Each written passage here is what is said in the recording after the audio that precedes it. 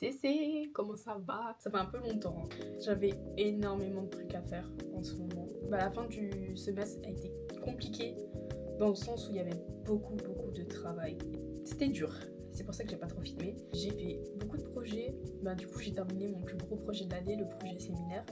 Du coup, qui sera un peu l'élément principal de cette vidéo, mais bien sûr, vous verrez dans ce vlog les ressentis, les choses qu'on fait quand on est en plein partiel, etc. Donc je vais vous montrer un peu l'avancée du projet final et comment je suis arrivée en fait au projet final, en espérant que du coup ça va vous plaire. Et voilà. Les gars, on est à la cafétéria. J'explique la situation. Donc là on a un exposé avec Rosetta, Alix et Carla. On vient de le finaliser alors qu'il est dans 2 heures. Ça commence super bien la rentrée, en tout cas super bien organisé. Et du coup là je suis avec Amélie et Rosetta. Ah, vous êtes super belle, hein. C'est Rose, très Amélie quoi. Histoire d'oublier juste les problèmes de la fac. Et Rosetta, tu fais quoi ton exposé? Je fais mon petit exposé. Voilà. C'est moi qui ai tout écrit, tout rédigé. Aujourd'hui, big journée les gars. C'est-à-dire 8h30, 19h. 19h. POV, notre tête à 19h. 19h. Voilà, aujourd'hui j'ai fait un peu ma gourmande, j'ai pris salade plus Morissette. Mais après, il faut tenir jusqu'à 19h, c'est long. C'est pas grave. Hello! Bonjour la team. Comment ça va? Dès que c'est un peu orange, ça veut dire que c'est un peu brouillé. On va prendre le stylo de Rosetta. Oh, ça marche. Pas trop bien. Très étudiant, très étudiant. Très étudiant. Là, on a 1h30 de pause. On avait cours de médiation ce matin. On doit s'occuper des étudiants en éco-gestion. Là, il est à peine 15h, on finit à 19h. J'ai envie de dormir en fait. On est posé à côté de Ramsès. Du coup, on va faire de l'ASMR. Ouais. Voilà. Si on entend Si ça marche bien. Moi j'avais du beatbox. Ah si, on a quand même un petit peu avancé à la cafette sur notre TD séminaire. Toi t'as trouvé des petits sujets intéressants? Oui, moi je vais sûrement travailler sur l'enfance, la mémoire, les souvenirs de l'enfance, rester un peu dans l'enfance, rester un peu accroché à cette période. Mais quoi concrètement? C'est les premières séances un peu compliquées. Compliqué quand ils nous demandent d'avoir quelque chose de concret pour la première séance, genre ça. Surtout genre en mode pour le visuel, comment tu veux faire plastiquement des choses alors que y a pas beaucoup de, tu vois, t'as pas beaucoup d'idées, t'as à peine eu le sujet, t'as eu le temps de le digérer à peine, que faut déjà que tu penses à des choses plastiques. Mon idée plastique, elle est venue que aujourd'hui, alors que ça fait 1 semaine et demie quand même. Après midi, on est ensemble? Non. Ah, Moi, j'ai demain. Je vous explique, on est tellement mélangés par classe. En fait, on dirait le lycée avec les groupes de spé mélangés que à chaque fois, je ne sais plus quand Amélie est avec moi. Et avant, j'étais en train de lui raconter un truc alors qu'elle était littéralement dans mon cours. Mais bon, aujourd'hui, je suis blindée glamour. Ça va être dur, ça va vraiment être dur. Surtout qu'on a pratique numérique, on n'a encore jamais eu. Et si c'est nul, par pitié, j'espère vraiment. Aïe. Mais imagine, c'est vraiment nul. Ta tenue d'aujourd'hui, elle est grave bien. Montre. Mais attends, mais faut que je me mette debout alors. Strike the pose.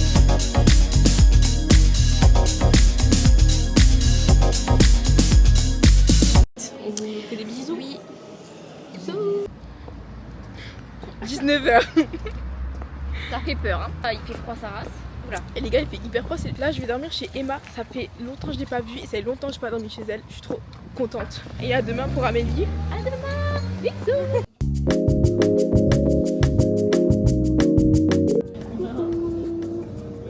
Alors, le gros problème à la fac, c'est que la scolarité a décidé notre cours. Du coup, c'est comme si on n'avait plus de cours. Du coup, un autre cours a réservé les cours. Vous êtes arrivés, il y avait personne? Il y avait des gens. Il y avait des gens Oui, c'est ça. Et le prof était avec nous. Qu'est-ce qui se passe? Oui, il allait voir la scolarité et genre, ils lui ont dit il n'y a plus votre cours sur l'emploi du temps.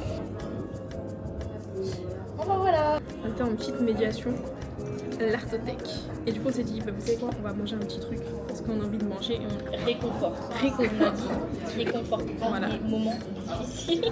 Elle est un peu autonome cette Elle est caméra. autonome. Elle a Et ses elle propres- suit. Ah oui, Ça c'est giga. c'est pour moi. Bonne dégustation. Ça te suit encore. J'étais sur autre chose. On filme les petites tasses. Je filme les petites tasses. Regardez. Regardez comment c'est trop beau. Là, c'est la team avocat et là, c'est la team bagel saumon. Genre. Là c'est la team pâté. Ah, j'avais pas trouvé l'angle. Mais par pitié, arrête de bouger la caméra. Quand tu vas voir ces rushs, Malia, tu vas péter de rire. Je n'arrive pas à prendre de toi en vidéo. C'est ça le visuel pour la gravure. Ali qui m'a laissé tomber dans mon groupe. Et Cynthia aussi. Je suis toute seule en fait. Boca fermada. Alors Carla, On m'avait jamais pour son projet séminaire. En fait là je suis en train de faire un petit vlog pour YouTube. Sinon Est-ce je que le tu es garde pour moi. rémunérée? Quand je le serai, oui. Ok. Du coup, on est tous un peu en galère parce qu'on se rend pas compte que 13 semaines plus tard, En vrai, 2 ça commence. Dans 2 semaines ça commence déjà. c'est fini l'année. Et du coup, on doit faire tous nos projets. On a 7 projets en 3 semaines, 2 semaines. En fait, c'est sur 2 semaines, on en a plein. La On dernière dirait pas semaine, que je suis c'est la semaine de chaude. révision. Oui, c'est à cause du mur. C'est pour ça qu'il faut pas se péter la tête dans ce cours-là. On se pète un peu la tête, hein, ça va être hyper Ah long, ouais, tout non, ce non, qui est prévu. moi je chauffe pas. Ah ouais? Non, mais c'est pour toi. Parce que Elles je t'ai sont donné, ensemble. j'ai Moi, fait j'ai ça pas de ultra groupe. rapidement. Super les filles. De rien. On a hâte de voir. De toute façon, vous verrez de toute façon, les petits résultats de projet.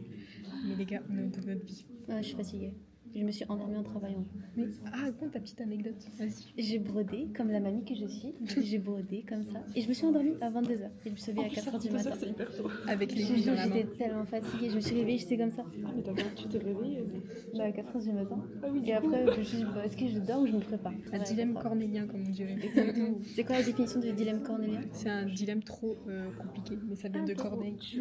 Vous savez, c'est dans. C'est le C'est le mec qui écrit la pièce de théâtre où en fait il fallait qu'il choisisse soit l'honneur de sa famille ou soit la femme qu'il aime. Voilà, c'était une petite définition de dilemme cornélien.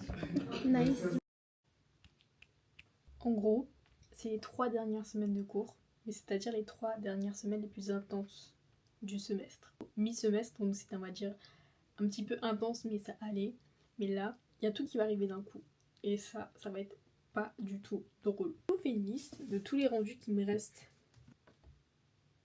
Voilà, c'est chaud. Du coup, je suis en train de me faire un petit planning à respecter. Donc là, on a le mercredi, jeudi, vendredi. Mais du coup, il n'y aura pas que le projet séminaire. Là, il y a les autres projets, du coup, les autres petits projets qu'on a à côté dans d'autres matières. Notamment, là, je m'occupe de médiation. On a pour but de s'occuper d'étudiants. Et chaque groupe a un groupe d'étudiants. Et nous, on s'occupe des éco-gestions.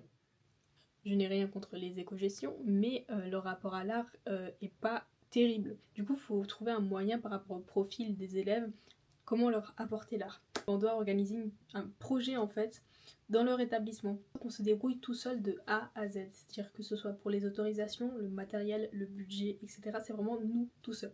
Du coup, avec les filles, on a décidé de faire un sas, à peu près la taille de la porte, niveau hauteur, qui encadrait en fait un petit espace, un petit cocon. À l'intérieur, il y aura une chaise avec un casque et du coup, on verra plusieurs œuvres accrochées qu'on empruntera à l'Artothèque.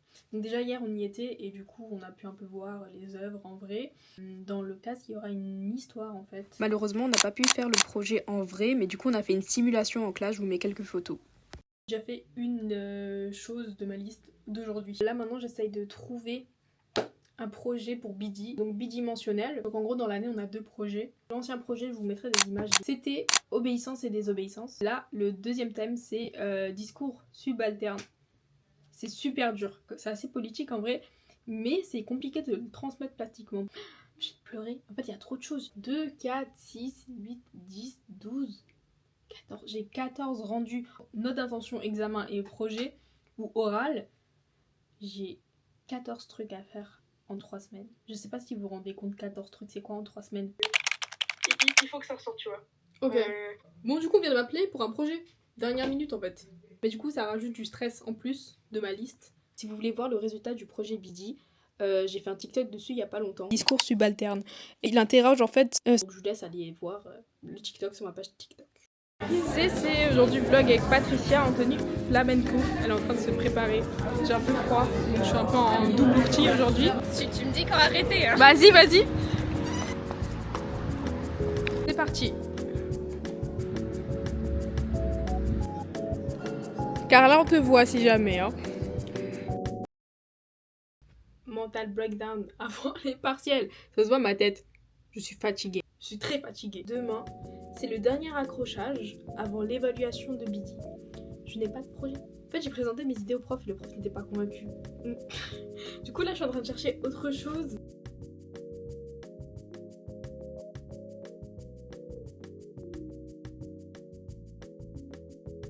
En fait, vous devez vous dire, mais qu'est-ce qu'elle fait là, celle-là? Bah, Demain, c'est le rendu séminaire. J'avais dit que je faisais une vidéo complète sur ma semaine de la mort, c'est-à-dire avec tous mes examens.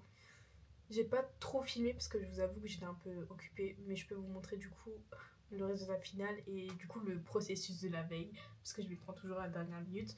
Genre le projet est fait, l'oral est presque fait, mais maintenant il faut juste que je fasse la partie un peu plus plastique. Je pense en 2 heures je l'ai faite. Ces rideaux seront placés au sol et il y aura plein de textes coloniaux dessus, donc je pense que je vais écrire au stylo noir. Et du coup il y a 2 rideaux, et du coup en fait le modèle ce sera un peu ça, voilà. Mais ce sera du coup plus recouvert et ce sera qu'une couleur. Et en fait à force que le spectateur marchera dessus dans la durée, je suis floue. Du coup les traces s'effaceront. Et du coup là faut que je m'y mette quoi. C'est le seul truc qui me reste à faire après, genre mettre au propre mon oral et prévoir un peu les questions que les profs pourraient poser. Alors je sais pas si j'écris plutôt avec des feutres ou soit vraiment stylo à billes.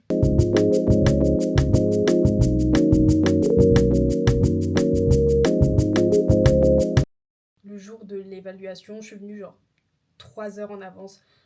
J'ai bien fait parce que j'ai dû installer vraiment pendant 1h30 mon truc, tellement c'était grand. Amélie, merci, elle m'a beaucoup aidée. Et moi aussi le lendemain j'étais venue pour du coup son projet. Pour sa cabane. Du coup, t'as un ordre de passage, 5 minutes où tu parles normalement. Moi, ils m'ont coupé parce que je parlais trop. Ils m'ont posé des questions hyper intéressantes. Donc, j'ai vraiment su y répondre correctement. J'étais vraiment fière. Sauf la dernière question de ma prof, c'était alors pourquoi la vidéo est projetée légèrement en trapèze. Vous vous doutez que j'ai pas fait exprès, mais sur le moment, j'étais en mode. Et j'ai même pas su répondre, elle m'a dit bon c'est pas grave on a plus le temps, au revoir. Ils sont à peine sortis de l'installation, je me suis effondrée en larmes, mais pas parce que j'étais triste ou parce que j'ai pas su répondre, c'est vraiment juste le stress qui redescend. Vous vous doutez que c'était le truc le plus gros de l'année, c'est-à-dire si tu te foires sur ça, c'est finito ton année. Qu'est-ce que mon projet interroge? Et du coup c'était vraiment le lien avec le colonialisme et le contexte post-colonial de pourquoi les gens ne portent plus leur tenue traditionnelle. Et à partir de ça, en fait, j'ai revu mon installation qui a beaucoup évolué du coup depuis le début. Le spectateur qui rentre dans une intimité, dans un cocon, il est attiré par la lumière. Du coup, la vidéo qui est projetée au plafond, il marche en fait sur les textes coloniaux écrits à la main en fait, que j'ai récoltés d'archives, de discours, etc. Un renversement hiérarchique des personnes filmées dans leur tenue traditionnelle au plafond et le spectateur qui en fait marche sur les textes coloniaux. Donc malgré lui qui participe à cette destruction des textes coloniaux, ça lui permet de se réinterroger de l'impact post-colonial des minorités en fait dans les espaces cosmopolites actuels. On m'a posé la question de pourquoi en fait je réduis seulement la culture au vêtement. Ce n'est pas du tout ce que j'ai fait, c'était vraiment en fait le vêtement comme outil pour énoncer mon propos, parce qu'en fait ici le vêtement il est vu comme une performativité politique, donc le fait juste de performer dans la rue, dans des situations du quotidien, en fait on peut penser que c'est un acte banal, mais justement le fait d'exister et d'être dans l'acte de performer, dans la banalité, c'est ça qui est politique. Du coup même la position du spectateur elle accentue cette idée en fait de renversement hiérarchique de l'imperial gaze, c'est-à-dire le regard de l'homme blanc et sa volonté de dominer sur les autres. En fait, on voit aussi dans la position où le spectateur est contraint en fait de lever les yeux. En fait, ce qui perturbe tout simplement la posture du corps.